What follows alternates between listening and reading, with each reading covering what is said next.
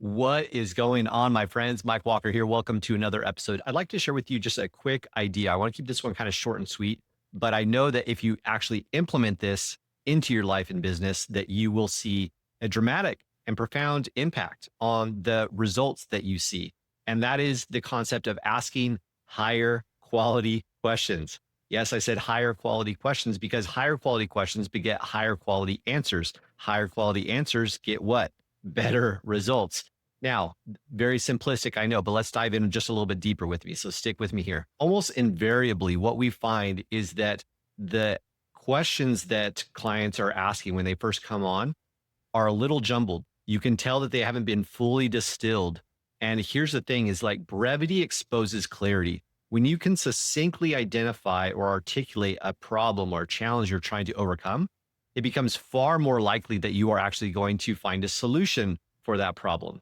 But what I see more often than not when people first come on is they'll say, I've got this going on, and then there's this thing, and what do you think? And I'm not sure. And it's just kind of like a rambling dialogue of things. And you can tell what they're doing is their mind is trying to process.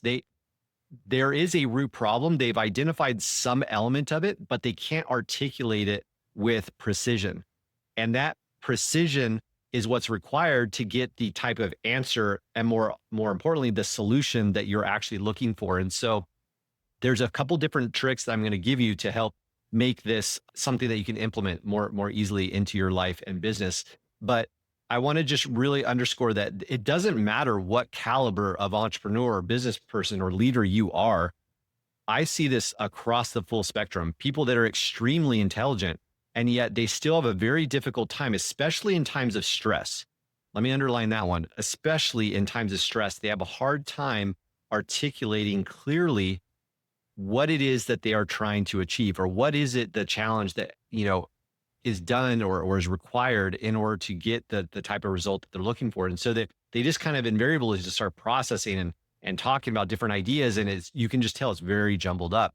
And so my proposition to you today is to do a couple things. Number one is challenge yourself to be as brief as possible with the articulation of the challenge or with the outcome that you are looking for. Can you say it in one sentence? All right. Plain and simple. You might find it's not quite as easy as it would first sound. Second, a good way to get there. It's like, yeah, Mike, I can't do that. There's so many different things going on. I'm not sure how to get there. I get it. So what I want to challenge you to do is simply write it down. It's a pretty interesting thing what happens when you take the ideas and that they're floating around in the ether of thought and you force them to be distilled and clarified into its written physical form, pen on paper. And yes, I said pen on paper. I'm going old school on you. And the reason why is that there is a direct connection between the handwriting process and our thoughts.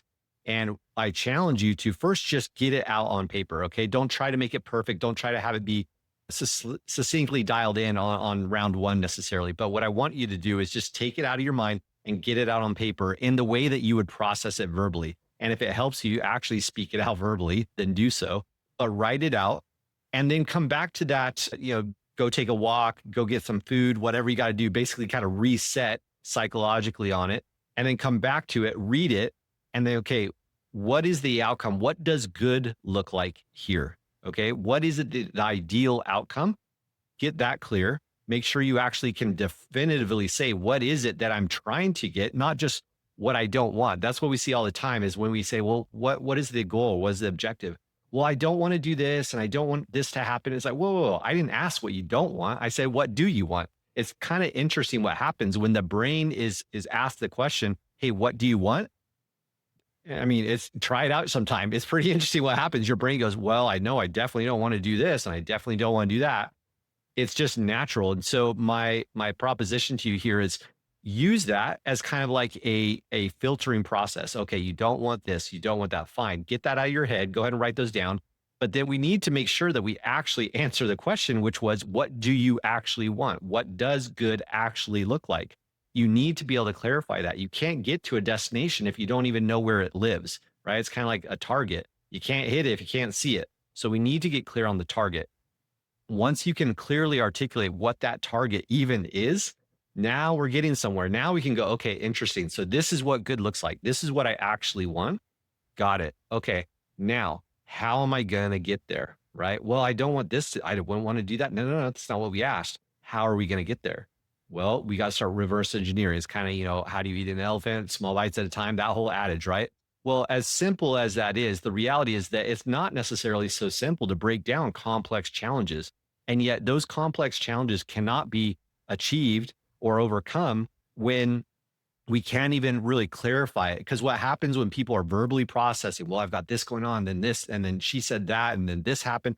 What's happening? You're just feedback looping. You're processing up here. It's verbally processing coming out of your mouth. And then where does that go? Straight back in your ears again. So you got this like negative engineering feedback loop happening. And what we need to do is go, okay, I need to take it out of my head, put it down on paper, and then look at it almost like in a third person perspective. Now you can analyze it in physical form and go, okay, I'm clearly trying to find what is good look like. Typically, what I'll have clients do is write it out, just like I already talked about, and then get a highlighter and just run a highlighter across the one or two key parts that basically, in a nutshell, describe what is it that we're trying to achieve or what is the outcome that we're looking for. And as soon as you can zero in on that short piece, the short phrase or sentence, or even a few key words, now all of a sudden you're getting somewhere. You're going, okay, I've cleared out the clutter. And now I'm finding the things that I can actually make a difference with, or the things, the needles that I can actually move on this dial to get to the end result. All right. So again, let me recap. Challenge yourself. Can you clearly articulate in a single sentence the goal that you are trying to achieve, or the outcome that you are looking for, or the challenge that you are trying to overcome? Can you clearly articulate it in one sentence? Get that figured out. If you can't, then again, take all your thoughts, dump it out on paper, go for a walk, come back with fresh eyes, run a highlighter across the few keywords that it would take to clearly and succinctly state what is it, the outcome, what is good look like.